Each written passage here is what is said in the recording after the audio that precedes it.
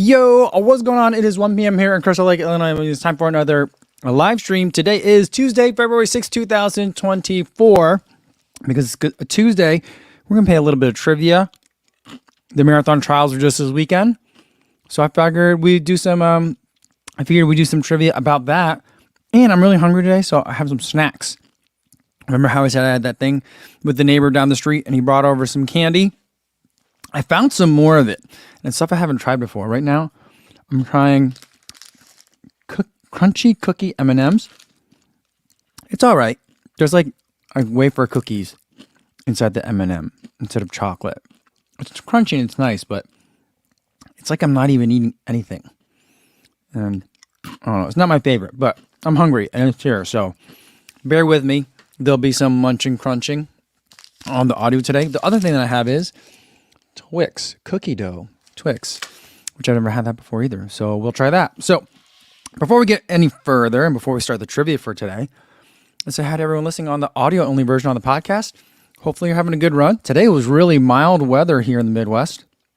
It's like 40 degrees for my run this morning, which was very nice. But I know a lot of you guys are under atmospheric rivers. I don't really understand what that is, but I think it means a lot of rain. So hopefully you guys are doing okay. I know it seems silly because it's like, oh, just some water. But I know it could be a really big deal and it could be really dangerous. So hopefully you guys are being safe out there. And for everyone else watching this later but not live, this is the number one place to get running trivia that you can have on in the background while you are listening to the replay and watching the replay of the Marathon Trials race, in case you're doing that. Actually, it's probably not the number one thing to listen to while you're watching the Marathon Trials race. Probably the best thing to do would be to do the CDS Mag one, because I heard they did a really good job. I didn't have a chance to watch it yet, but I heard they did a really good job. I'm not actually going to be talking about the race all that much. I mean, I'll be talking about the race, but not in a play-by-play kind of way. So hope you're having a good time. Hope you're relaxing. You know what's really weird about these crunchy cookie M&Ms? They're all very different sizes. Some of them are small. Some of them are, I don't know if you can't see it on camera. Some of them are small. Some of them are gigantic. It's almost as if someone made M&Ms, air quotes, fake M&Ms at home. Like they're homemade. Really strange. Really strange. But yeah. Kenneth Pfaff says, does your neighbor work for a candy company? Yes, he does. All right. Sean Devin says, what is this watch and shirt accessorizing? Do these match? I don't know. This is the shirt that I just wore on my run today. And this is the Garmin 265. I think they're both blue. That's what I think. All right. Matt Byer says, I submitted my TrackMyth PR bonus application from my PR this weekend. 42.41 for a 10K. All right. For those of you that you don't know, TrackMyth is apparently doing a promotion where if you have gotten a PR, you just submit the results or something to them, they'll send you a $100 gift certificate. They said they were sending one to me. I don't know if I got mine yet. I'm not sure. Rich Dizon says, living in Seattle, I thought I'd be prepared for the atmospheric river, but when it hit, I wasn't ready to get absolutely poured on. Oh boy. If someone from Seattle tells you it's a lot of rain, that's a lot of rain. You know? All right, Man Run says, yo, what's going on, Cope? It's been a while, but Full Circle was locked in. He's in week 52 of the challenge. Week 52 of the challenge is officially the 5K before the Boston Marathon. Man, has it been 52 weeks already? Wow. Congratulations. That's pretty cool. Calvin Hong says, there's a 5K this weekend. Should I sign up? I'm 90% sure I can beat my PR. I said, go for it. Get that $100 in TrackMyth, you know? Miguel Tejera says, a new half marathon PR of 1:45:28 in Super Blast. Nice. He did it on a balmy and sunny morning in Cascais, Portugal. Oh, that's amazing. And Mark says, you know what? That's normally a Hair AC membership benefit. Not sure if I'm eligible since I got it in November. That's a good question. My understanding is this new promotion, you do not have to be a Hair AC member to get it. Hopefully I don't have that wrong. Scuba Sun says, today's my birthday. Happy birthday, Scuba Sun. I like that sound for birthdays. That's a good birthday sound. And Martha says, I'm hoping to be able to use that Trackmas voucher in April. I hope so too.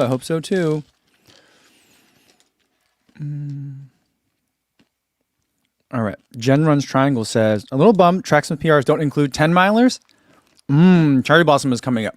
Are you going this year? It's a good question. I talked to ASICS about it. I've been invited. I just have to make sure it works on my calendar. I have a couple of other things. There's a lot of stuff happening. And I got to figure some stuff out. I still don't actually have a bib for London yet, although I'm training for London. So that kind of figures into things a little bit as well. There might be another trip in March that I'm going to go on, which may make the Cherry Blossom 10 mile difficult. So I got to figure some stuff out. I do love that race, though. I just like being in DC that time of year. It's good to see you guys always that time. And we've been making those Cherry Blossom t-shirts, which are super fun. Although I didn't get one last year. I got back too late. But it's always been a lot of fun.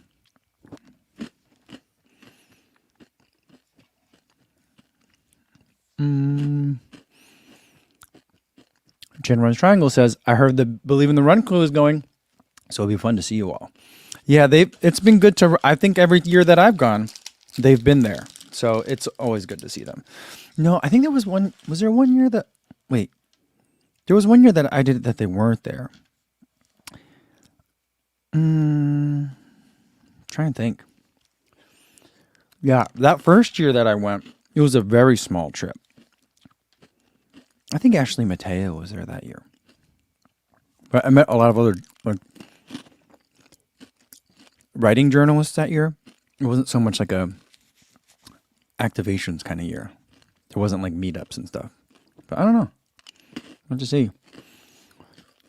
Jules says, Hey, Co, what's going on? What do you typically expect your heart rate to be when running a marathon? 165 to 170-ish? That's what it is for me. I think it's different for different people. But that is about where I think my marathon heart rate is. And then towards the end, the heart rate just gets all wonky. I was looking at Dakota Lindworm's Strava from her race over the weekend. And like her heart rate was like more like mine, which is funny because I give her a hard time because her easy runs are like 6-minute miles, but her heart rate is easy, heart running effort. Her marathon until, I don't know if like her heart rate monitor just went crazy towards the end, but the last 10K, her heart rate was like 150. I have been like all over the place, but in like the high 170s for a long time. So I just feel like after a while, either something's going on with our hearts at the end of a marathon, or just like the heart rate monitor just stops kind of working well.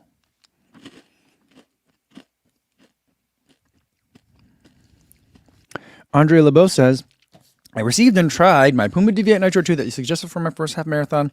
And I gotta say, I love them. Looking forward to that half in October in Quebec City. Well, awesome. I'm glad to hear that you're enjoying them so far. Nice. I'm speaking of Dakota Lindworm's Strava. By the way, don't look at Dakota Lindworm's Strava today, other than Mark, because it's going to be the subject of a trivia question. But Dakota Strava follower update. She has 3931 Strava followers, nearly doubled since the end of the race, where she had 2001 followers. I love that. Hopefully, I haven't reached out to her. Hopefully, I'll be able to get some. I don't want to. I know she's got like 1 million interviews right now, so I'm going to try to follow up with her maybe in a week and see if she wants to sit down. but I'll definitely ask her about the Strava following if she pays attention to any of that. All right, should we get to some trivia questions? So the trivia questions for today are going to be about the trials, but I think except for two of them, and even then, you should be able to kind of guess if you know a little bit about American marathoning. But a lot of this stuff is stuff you're going to be able to guess. So I'll put a question. It'll go on the bottom of the screen. There's no points, no prizes. But we could have some fun conversation. All right. So let's go for it.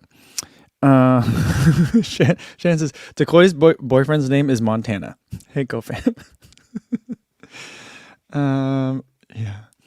All right. Let's get to the first question. So for the men, to be able to get into the trials, you have to run a 2:18.00 by gun time or better. But on the actual day of the trials, what place for the men did a 2:18 result in? Any guesses? And while we're waiting, we'll go there. I thought I saw a shoe question. Oh, Joey Otto says, other than Takumi or Pumas, what are some good tempo faster shoe you'd recommend for marathon training? Okay, so one that I think would be really nice would be, in addition to Takumi or Puma, would be the Topo Cyclone 2. That's going to be a really fun one. Some people might put the Rebel in that category as well. A Rebel 2 would certainly fit in that category if you can still find it. The Rebel 3 maybe, but I would say the Topo Cyclone 2 is definitely something that I would consider. The Brooks Hyperion or the Hyperion Max, that's another one that you can consider as well. All right, so a 2:18. A 2:18 would get you, Daniel Estrella says 75th. Martha thinks a 2:18 is 9th place. What was the winning time? I think the winning time was 2:09, just 2:09, something like that. I don't remember off the top of my head. Frank thinks 2:18 would get you 97th place. Matt puts it at 16th. The correct answer, let's see who had the correct. Did anyone have the exact correct answer or without going over? I think TGI Bridays, without looking too much deeper into it, said 41st. A 2:18 will put you in 42nd place on last Saturday. So out of 150 finishers, that means a lot of people didn't hit the even the standard time to get into the race on the day of the race, which is, I think, common. It's not uncommon for that to happen.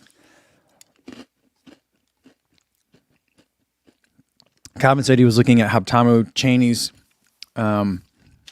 Strava and has hit the high 180s during the marathon. See, I feel like a high 180, I feel like that could either be a young man's max heart rate, and Habtamu was pretty young, or it's an error. I could go either way,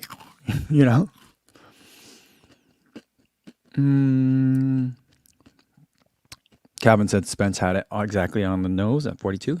Oh, nice. Mark Peterson was one off. And Louis says 2:09.06 was the winning time for the men. Man. Run Ride Coffee says, do you think you'd ever try to hit a 2:18? There's just no way. I can't do a 2:18. I can't do 2:18 pace for a 5K. I don't know that I could do it for a 2 mile. I'm not sure I could do it for 1 mile. All right. Question number 2. Same question, but for the women. Women needed a 2:37.00 or faster by chip time. What place would 2:37.00 get you on last Saturday? Same question, but for the women. Jules thinks 10th. What was the winning time for the women? My guess was that it was going to be about a 2:23 to be a winning time for the women, given the weather. What would 2:37? What happened? 2:37 get you? Hold on. Comments.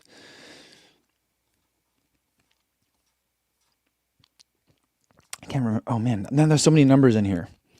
I don't know which one is which. Where's Jules? Frank says, if you ran 2:37, you would get not on the USF Olympic team. That's true. That's true. I mean, the places don't matter that much, because after 3 or 4, or maybe even up to 5, it all kind of doesn't matter that much.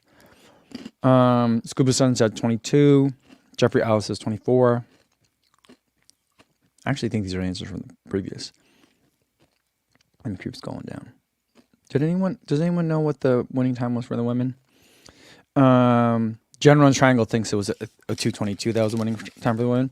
But Manor Runs had the correct answer, at least as far as I know. I looked at the results of the day today, and I thought the correct answer is also 42 for the men and for the women. The standards that they picked, either by great coincidence or the people that picked the standards really know what they're doing. I think it's coincidence. But you would have gotten 42nd place in either race. Yeah, Gender Run Triangle says 2:22 something won and 2:25 something podiumed. That was a pretty good guess by me. Charlie wants to know, shoe question, do you have the Endorphin Speed 4 and Pro 4 for review? I do not. So I'll probably just have to wait to go buy them. All right. Question number 3. Let's talk about the half now. Who is in first place at the half for the women? Now, both for the men and the women, there were big packs coming through a lot of the race. And at the half marathon mark, there was a big pack. But who was, at least according to the leaderboards, the leader for the women at the half? Looks like we got the right answer already.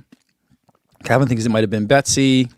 Mark thinks Dakota. Mark's just going to vote for the Minnesotan every single time, I think. Frank thinks it was Sarah Hall.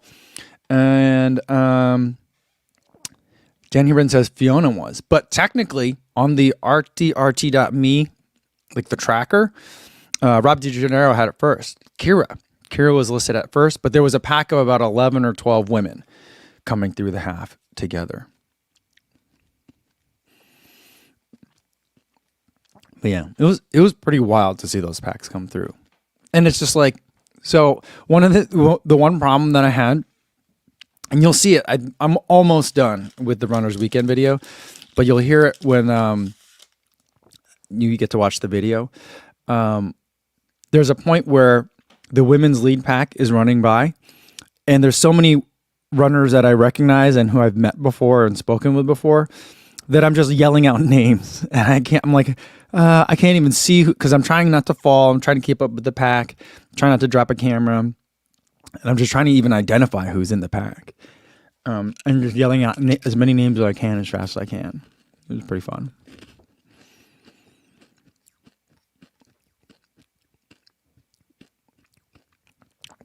Daniel Koo says, quick question, what are your thoughts on the comparison of the Endorphin Elite and the CLX1? Which one do you like more and why? I don't know what you mean by the comparison of the Endorphin Elite or the CLX1. I don't know if you're referring to, do you want me to respond to someone else's comparison? I haven't seen it. I don't really find the two shoes to be all that similar. They feel very different, mainly because of they're very different foams, very different plates, and very different weights. And they fit very differently. So they're both big shoes, but I don't think they're very similar at all. All right, Zach Jane wants to know who led the men's most of the time, right? And that's true. Panning led for most of the men's, but who was technically, according to RTRT.me, who was number one? That's the next question. Who was leading the men at the half marathon point? Let me double check my notes here. Where did I put those notes? Any thoughts? Any thoughts on who was leading?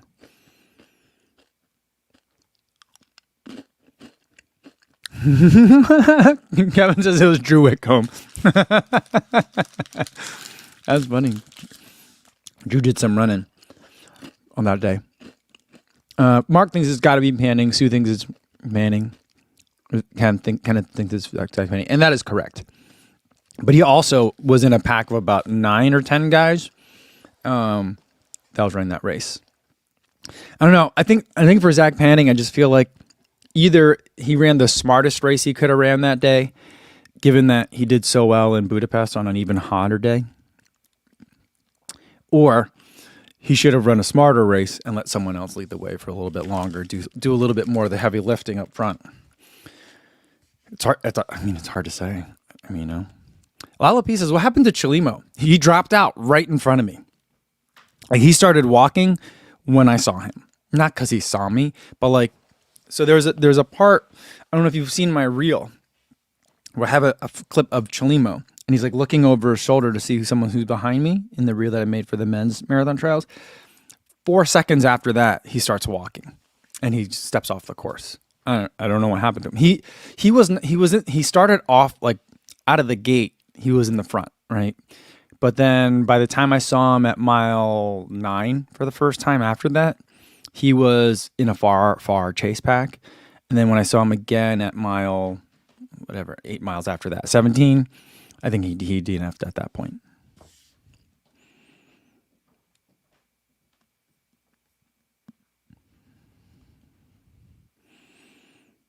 Daniel Stray says he saw Kofuzi. Now we know why Chelimo dropped out. Shannon says, did you see CJ's poem-like recap? Really love seeing a softer side of CJ. I did not see the poem-like recap. Interesting. See, man, spreading the rumor now that it's because of me that Chelimo dropped out. You know what's amazing? I saw Abdi after he dropped out at some point. I'm trying to think. I just saw the footage because I'm editing the footage now, and I just saw it. A footage of him like just standing on the sidelines of the course. After he dropped out, he was just hanging out, and someone has a photo of him. Someone gave him a Corona or something, like someone gave him a beer, and he's standing on during the race. He's standing on the sidelines watching the race and just drinking a beer. It's super funny. Drew and I ran into him later after the race. He's walking down the street, middle of the street, eating a banana, and we go up and give him a little fist bump. He was like, "How's it going, Abdi?" I've met him a couple of times before. And so I don't know if he remembered me, but we've talked before. And I was like, you doing okay? Do you need help or anything? He's like, no, I'm fine. If it was another race, I maybe no DNF, but like, what do I need like a 10th place finish for? He's like, doesn't do me any good. So when I knew I couldn't get into third, I decided to call it a day. And he's just like, I just felt like it was like the grumpy old man answer to it. He's like, what am I going to do this for? I don't need this. But he was just having a good day. I think he was in a surprisingly good mood. Yeah. You guys are so funny. And Randy Cafaro says, congrats to Sarah Hall. I believe it's a Masters record. I think you're right. I think it was. Frank says, I feel like if I saw Co filming me, I would make myself jog another 500 feet. That's so funny. Steve McKellar says, what's the backstory with you and Dina? Where'd you meet her before? I've met her a couple of times. The first time I met her was at the running event, and it was super awkward. I have a collection of awkward first time meeting professional runner stories. One of them is hers. But there was the year that ASICS had me do the Kofuzi World Tour. It wasn't a World Tour, it was the US Tour, but it was ahead of the World Championships in Eugene. I was doing like a multi-city tour, and one of the places I went was Mammoth Lakes. And so I went there for 4th of July to go check out they do a Freedom Mile. So a mile at like, you start at like 6,500 feet and you drop 600 feet in a mile. It's pretty crazy. Still a lung burner because there's no oxygen up there for me anyway. That was a tough race. But I got to spend a lot of time with her there. And since then, I've just seen her. I saw her in Eugene. I've bumped into, now I talk to her like when I see her at TRE or I see her at Chicago. So we've met a couple times now.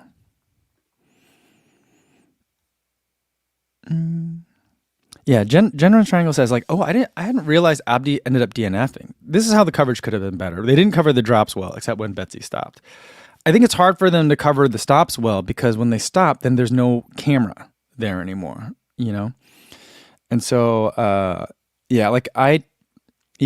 happen to have the cameras on Betsy when she came off the course. This is what I understand. But like, I don't know that like if you're in if you're 2 chase packs back, no one has a camera on you, so no one really knows when you DNF'd unless like you've gotten to an aid station and they marked you as a DNF, or if after like 10 minutes after you should have crossed a timing mat, you're still not there, then they know. But I mean, that's kind of it. That's the hard part. Frank wants to know, where did Alafine drop? She knew she wasn't going to finish when she started. I saw her as far as 9 miles, and then I didn't see her after that. So sometime after 9 miles. When I saw her, she was with, she was with Kellen Taylor, Sarah Vaughn, Alafine, and one other runner were together in like the 3rd or 4th chase pack back. They were pretty far back.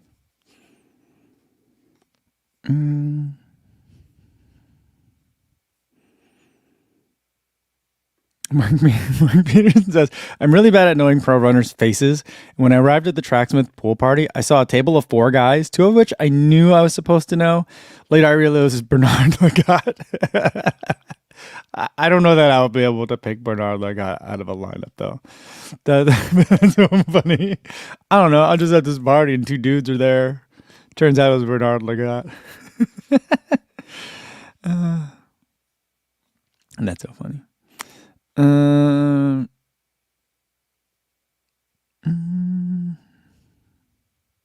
C-Town fan wants to know, when does the Marathon Trials video come out? It's going to come out later today. Good thing is, wait, what's today? Is it today Tuesday? Today's Tuesday. Oh, so I got to take my daughter to his climbing practice today, but the internet there is good. I should be able to finish it by then. I think I'm done with all the voiceovers that I need to do. I think I need to do maybe 30 minutes, an hour more work, but I got an interview after this. Someone's interviewing me, and then I got to get my daughter she has gymnast. My other daughter has gymnast. So I got stuff I got to do this afternoon, but it's really close. I know it's taking too long. It's kind of late, but it'll be there soon. All right, let's get to another question. Speaking of all these DNFs, how many women's DNFs were there? Any thoughts on that? I told you that there were, already I mentioned it, there were 117 women's finishers, and there were 150 men's finishers.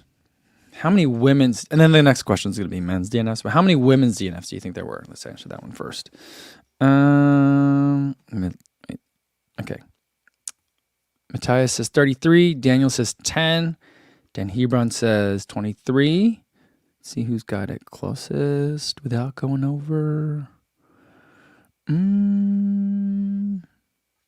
So far, without looking further, it's Eliza's the closest with 13. The actual number was 17 DNFs for the women, which I thought was pretty surprising. I thought it would be more than that. And Mark was like, I hope it's 42. Can you imagine if it's just 42 over and over again? That would be really weird. All right, same question, but let's ask it for the men. How many men's DNFs were there? Do you think there were more men's DNFs than women's DNFs? There were more men competitors this year. Spence thinks it was 42 men DNF.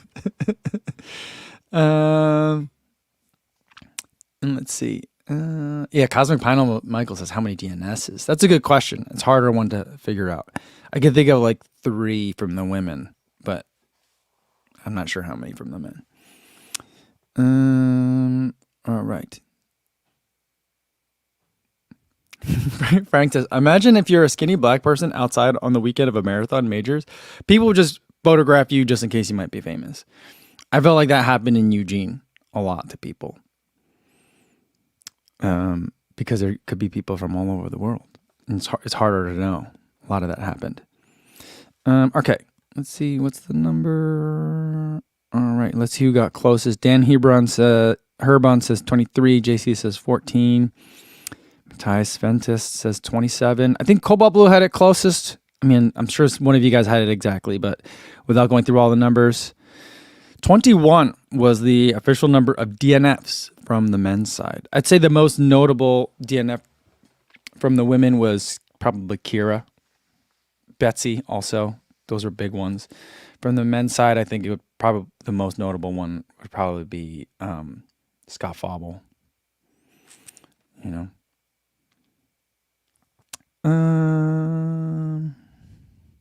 Jeffrey Alas says, now that the marathon trial is over, when is the New Balance SE Elite version 4 review release? Hopefully Thursday. We'll see. I got a lot of work to do between now and Thursday. It might be Friday. I'm targeting Thursday. It's the next one up in the queue. And Matthias says, 21 is not bad of a number. Yeah, it doesn't seem like a ton. It seemed like a lot of people were dropping out in the moment, But then, like, looking back at it, I'm like, I guess this doesn't feel like that many drops. Matthias says, have you already received a pic of the Mach 6s? I saw them at TRE. I thought I filmed them. I thought I put them in the video. Run Tommy says, you know what? 21 DNFs is 42 legs dropping out. I like that a lot. That it's true. It's 42 exactly. And Zach James says, did Galen Rupp DNF or just drop off hard? He dropped off hard. He finished. Let me see. I have it in my video somewhere here and here. Where he came in. Let's see. Sorry, it's making a lot of noise. He came in 16th. So that's, yeah. Yeah, you guys figured that out too. But yeah, I didn't see him hardly all race. I saw him at the start line. I don't recall seeing him throughout the race, but I saw him come through in the finishing chute, so yeah. Nate Rodriguez says, how are you liking the Rebel? Left side of the wall is a good thing, right? Means you still want to keep running in it. No, I mean, this side means I'm still running in it. I'm still testing it. It doesn't mean I like it or not. Yeah, I mean, I reviewed it, and I said it was going to be one of the best daily trainers of the year. And then I had a lot of other things to say about it afterwards, which I think could be cut and pasted to probably about 4 or 5 also really good shoes this year and last year. Yeah, I wore it all weekend. It was a good shoe. It isn't the only shoe I wore all weekend, but it was good. All right. Yeah, Randy Cofaro says, get a chance to watch the Des and Kara podcast after the race. It's hilarious. It's done in a bar. I thought that was pretty. I started watching it today during lunch. I thought it was really fun. Side note, I don't know if you guys had a chance to see the interview that I got to do with Clayton Young right after the race. It was pretty much the longest conversation I ever had with him. I've met him like 4 or 5 times. He always runs Falmouth Road Race, and I always kind of see him and give him a wave. And I think we've connected on a couple of other times at other races and stuff before, but it was a 4-minute conversation. It was the longest conversation I had with him by far. I didn't know that I was going to get a chance to interview him. I didn't know he was going to be there at where I was at that day. But Drew was like, oh, hey, some of the ASICS people told us to come over to this ASICS after party. So I'm like, okay, great. And then like we get there, it's open bar, which is nice. And then Nico Montañez comes in, and he's saying a couple of things to the crowd that's there, and it was pretty nice. He had a lot of really nice things to say. I love that kid. It's easy to root for him. And then I think I'm thinking that that's it for the festivities for the day. And then later, then Clayton Young comes in. Everyone cheers for him at the bar as well. Really fun. He says a couple of words too. And then I think that's it. And then I'm like, all right, back to open bar time. Everyone's just socializing, hanging out. Then I noticed that Sidious Mag is outside. They've got all their microphones set up, and they've got like 4 people interviewing me at the same time. And I'm like, that's kind of cool. So I'm just kind of like peering through the window, like watching, just, having a good time. And then all of a sudden someone's like, hey, you want to interview him next? I'm like, what? I've been here for 2 hours. You can't do that. You can't do that to me after it's been open bar for 2 hours. But I was like, okay, let me give me a couple minutes. I'm going to make it short because I can't go long. I didn't have any cameras. I didn't have any cameras with me. I just had my phone. So, yeah. Daniel Estrella says, well, you know what? That was a good interview, Co. I think you're the only one who had the dad family angle interview. Well, going into it, I knew that was important for him as well. But he had also spoken in front of the group before and mentioned that, it was really important. I wanted to dig into it a little bit further. And so like it worked out really well. So I got lucky and I had some help, Suan says, good interview questions. Go, thanks. I mean, I'd like to talk to him more in detail coming up. And I'd like to go out there and kind of see the training group. Like with Hobbs is there, Clayton, Connor. See, like I know it's difficult because there's multiple brands that are involved there and stuff, but I'd like to get just more insight into that and like Coach Eyestone and like that whole dynamic. I'm not sure I'm quite talented enough of a storyteller to tell all those different moving parts of the story, but I'd like to kind of try and dig at it a little bit,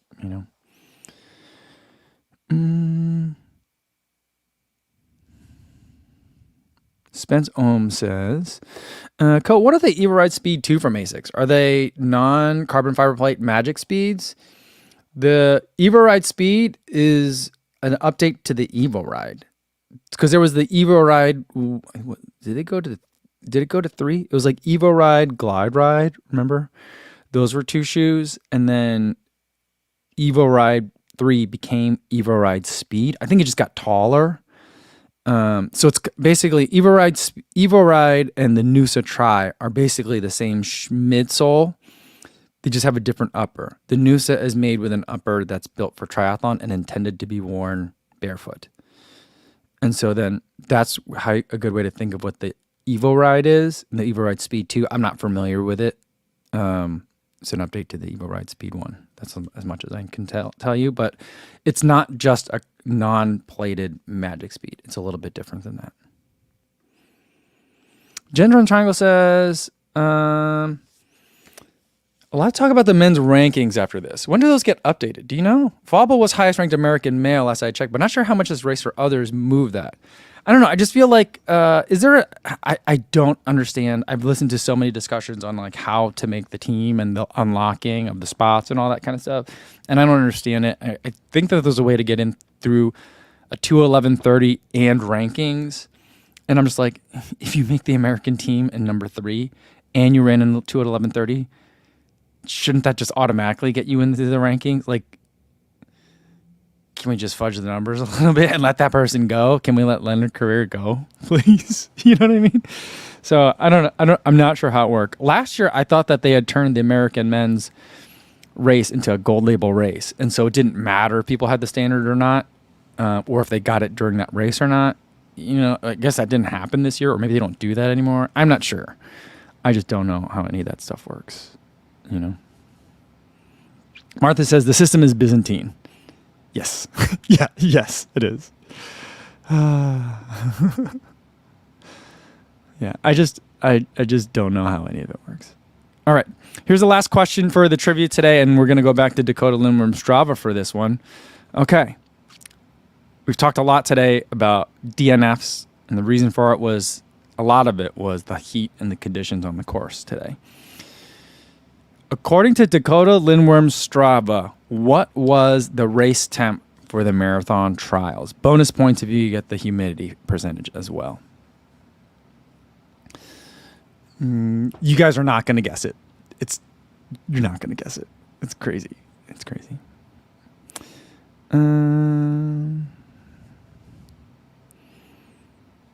Just go down. Runtime says it was 42. Imagine if it was 42 degrees. Because that's a very possible number. Very possible number. Calvin Hong says 69. Nice. Matthias Ventus says 57. General Triangle says 71.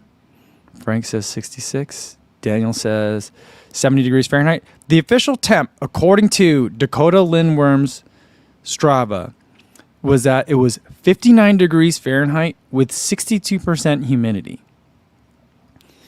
Now, like, I know, like, the way it works for Strava, because it was a 2.5 or almost a 2.5 hour activity for her. And so, like, the ending temperature was going to be very different than the starting temperature. But, like, I was there, like, standing on the start line, just standing there in shorts and a t-shirt. And like 59 degrees is probably still comfy in shorts and a t-shirt. But like it was not 59 degrees and 62% humidity. Like there's just no way. So yeah, Kevin was there. He goes, it felt way warmer. It definitely did, especially in the heat, in the sun. Like I remember I was standing at mile like 17 with Drew, and the sun it was out the whole day. There was never a cloud in the sky. But there was a part where like 3/4 of the street would be under shaded, and then the last quarter wouldn't be. And the runners, because of the tangents, were always running in the sun. And I was like, run in the shade, for goodness sakes. Run in the shade. It's so hot. Yeah. Yeah. It definitely felt warmer. And Frank says in Strava, they only give you the start temp. That's true. And maybe it was 59 degrees. I don't know if that's a measured. I don't know what watch. I don't remember what watch she said she uses on Strava, but yeah. General Triangle says, like, they did say it was cold at the start. The women were pretty bundled up doing warm-ups. I mean, I got to the start line about 2 hours early. I probably didn't need to get there 2 hours early, but I'm glad I did get there ultimately when I did. And I remember not standing in the shade, and I was standing specifically in the sunshine because I was chilly. But I mean, once that race started, though, it got hot. Here's the thing. Everyone was like, you know what? It's not a noon start. They're starting at 10. They didn't start at 10. The broadcast started at 10. The men didn't start till 10:10. The women didn't start till 10:20. So if you think about that 2 hours and 25 minutes that it took Dakota Lindworm to get third place, she didn't finish till 12:30. A lot of the women didn't finish closer till 1 o'clock in the afternoon. So it was warm. I was one of the people that was like, the weather's not going to be that. It'll be a factor, but it's not going to be that big a deal. And I'd like to say that's what it was, but I remember I was saying on the video that I could tell people were being affected by the heat when I saw them at mile 9.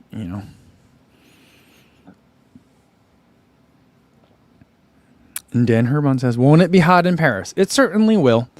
It certainly will. But, just because they're going to have a hot race there doesn't mean that we have to subject the athletes to something that's equally hot to determine who's a good hot weather runner, if we can avoid it, because it could be dangerous. That's all. And Jen thinks that, if they had started at noon, Des might have had made the team. She runs the Sufferfest races smart. I mean, that's true, but other runners who run hot races well were Betsy Sena. She ran Gold Coast Marathon. She won, was it Sydney Marathon this year? It was like 82 degrees at the finish. Lindsay Flanagan ran well in Budapest. That race was in the 80s. It was I couldn't even stand at the finish line. It was just so hot. I felt like my feet were melting into the asphalt. So there's a lot of other runners that have run really good hot races recently. That also didn't fare as well. So who knows?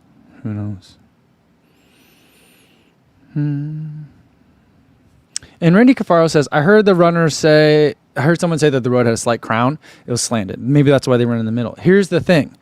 I ran on those streets, and it wasn't a crown. It was a 3-lane road. The middle lane was flat, and the left and right lanes were slanted.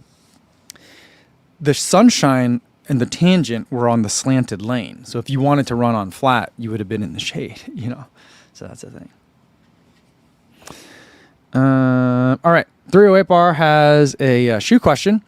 Thoughts on using carbon-plated shoe like the Endorphin Pro 3 with exposed outsole on gravel paths with mixed rock sizes? Good or bad for the carbon? Got a marathon plan, but it's all on gravel. I think it depends on the nature of the gravel. If it's like light at the end of the tunnel, you'll be fine because it's mostly buffed out road. It's not actually like gravel. Although I think the first mile you run into like a parking lot and it's gravel. Like a bed of rocks, unless they've changed at the start. Or the parking lot. But I think it depends on how mixed are the rocks and what are the rock sizes. But like the Endorphin Pro 3, I think it'll be pretty fine for a race. But again, it's like there's the limiting factor is like not whether the foam is exposed, is whether you'd want to have a carbon plated racing shoe at all. If the terrain is such that you wouldn't want any, whether it's exposed or not, is moot. But if it's a soft surface race, like Light at the End of the Tunnel, where it's like fire roads or cheap roads, then you're probably going to be fine.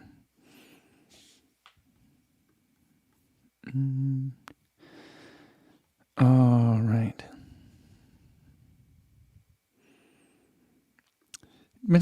Spencer says, yeah, if you make optimal conditions to the trials, and if you make the team, it's up to you to find conditions similar to the Olympic site. I think so. But the counterpoint to that is, like, if you had, like Paris is going to, I thought the more was that it was a flat course, and Paris is going to be a hilly course. And so the type of person, like, people can do some heat adjustments to heat. But and there are going to be some that are heat running as a strength. Like, I've talked to Emma Bates about it. She's corrected me on it before, because I've suggested in a question that I'm like, oh, so you're a really good heat runner. Are you looking forward to XYZ race? She's like, no. It's not that I like being in the heat. I tend to do well in the heat. So let's like separate those two ideas out. She's like, I suffer like everybody else, but I've been able to have success in heat. But I think that that's certainly an aspect, but I think that there is a bigger difference between someone that can run flat, fast time trial type races and someone that can run a hilly course like a New York or like a Boston really well. I think those are two completely different types of runners. And so I feel like that is the more relevant argument to me, but there were only two takers for host cities, Chattanooga and Orlando. Chattanooga would have been hilly. It wouldn't have been as hot, though. Maybe. Probably. Who knows? But, yeah.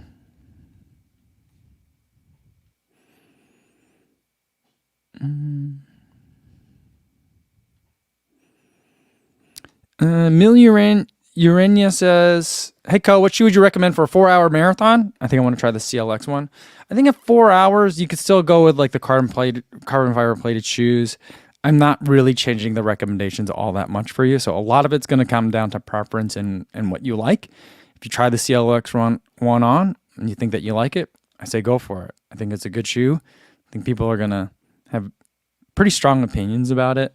And I think a lot of them it's a little heavy. That's the only thing. But especially at 4 hours, if you're at 4 hours, you're starting to think about comfort as much as you are about carbon. But yeah, so my opinions really don't change at 4 hours. Matthias thinks Chattanooga was not the move. I don't know. I feel like Orlando was a great host city. I'm not going to take anything away from Orlando. I'm like, maybe Chattanooga could try another time, because I think that would be. I don't know anything about Chattanooga, but I'd be concerned about it being able to hold enough people. For the same reason, like if they did, I don't know why. Like every time there's an event at Eugene, everyone talks about how hard it is to get a hotel there. I'm like, why? I don't understand. Because University of Oregon's there, like they don't have graduation weekend every year. So like, why is hotels a problem? But that would be a concern for me, and just how difficult it could be to get there for a lot of people. But I'd like to see them try. I think they made a really good argument saying that they're like, Chattanooga's never going to get an Olympics, but if we got this, we would certainly treat it like one. And I'm like, I like that. I like that mentality. Tony says Chattanooga hosts an Ironman. So if they can host an Ironman, I think they could certainly host. Yeah, they definitely could. Is Chattanooga the city that has a marathon that has 7 bridges? It's like super hilly.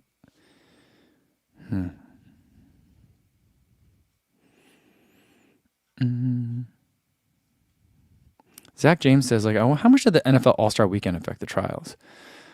I didn't see anyone that was in Orlando for the Pro Bowl, personally. I saw a lot of people most of my hotel was filled with teenagers, like young teenagers playing competitive travel sports in tournaments with their families. That most of my flight was mostly those kids.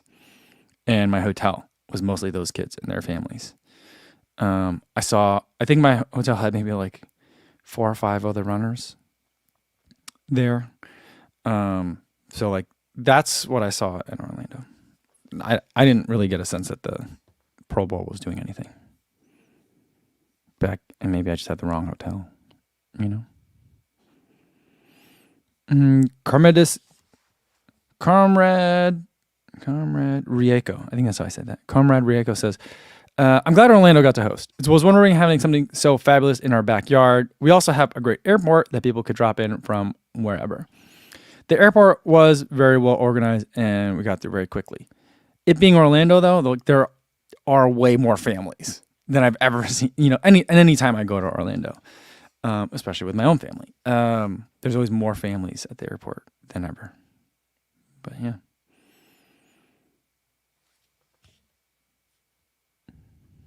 Mark says, good to see you again, Mark.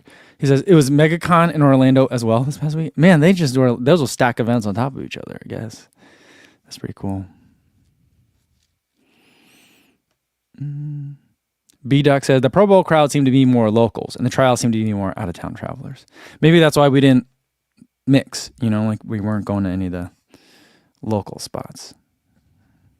Calvin says, who's taller, Drew or Matt B? I think Drew is a little bit taller, although I should put them back to back next time. Matt B is very tall. He's very tall. Yeah.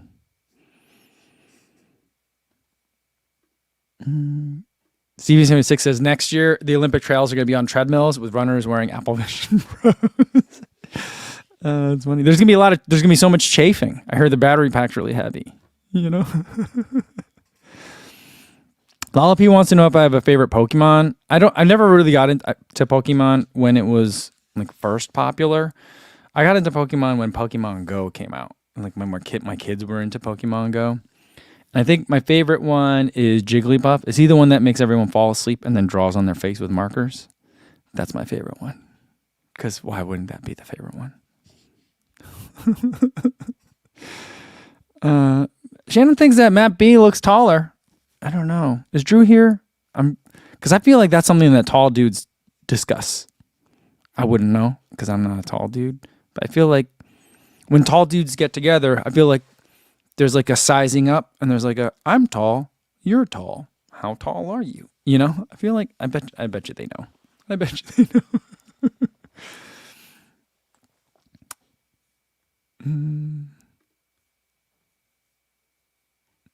Matt says, what's going on, Matt? He says, crazy, I'm playing a lot of Pokemon Go with my kids right now. I guess it was out of style and now it's back. Is it back? You know what? You can always tell when someone's playing Pokemon Go because they've got their pants are weighed down with like a giant battery pack and their phone's still plugged into it, you know? That's how I know someone's playing. Not just the battery pack, but like there's a walk. There's a walk that you see whenever you see people do that, you know? Shannon says she saw both of them. Did you see them did they ever stand next to each other? I feel like that could also be another tall guy move. You know, like, we're both tall. That's settled. So you be tall over there, I'll be tall over here, and then we won't have to declare a winner. You know? I don't think tall people actually do that. But yeah. I'm going to have to message them because I bet you they have talked about it. Because now I want to know. Andrew Scott says, I used to run with a guy that held his phone out during long runs so he could play Pokemon Go. I mean, that makes a lot of sense. I feel like it would make a lot more sense for people on bikes because then you just mount your phone to your bike and it's a lot less jostling than when you're running. You know what I mean? That's what I think. And Calvin says, regardless, FOD runner towers above us all. Is he that tall? I'm trying to think. I don't think I've ever met him in person. You know? Frank LaHulier wants to know, is the Donna race usually big or did a lot more people do it because of the trials? I think it's usually pretty big. I think it's a pretty big event.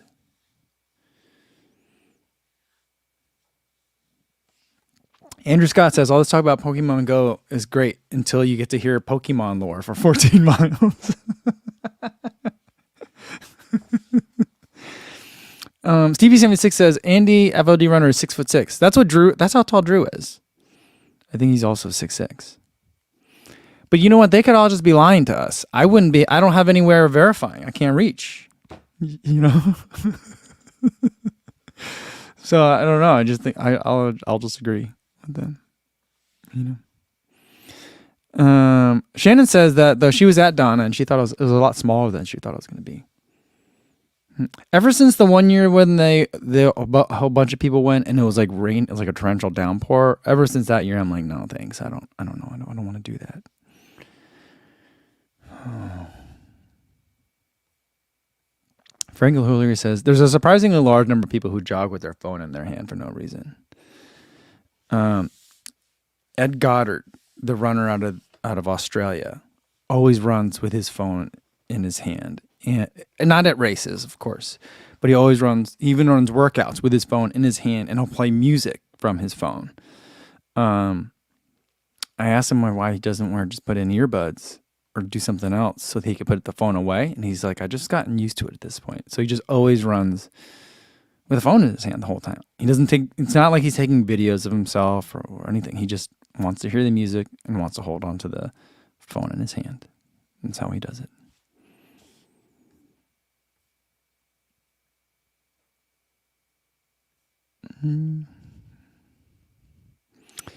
Shannon says Co claims 5'10", even though we give him 6 feet. No, I mean maybe with super shoes on, I'm 6 feet tall. I don't think I'm that tall. I was 5'10" the last time I was like measured by a doctor, and that was years ago. So I'm sure I've shrank a little bit by then. You know.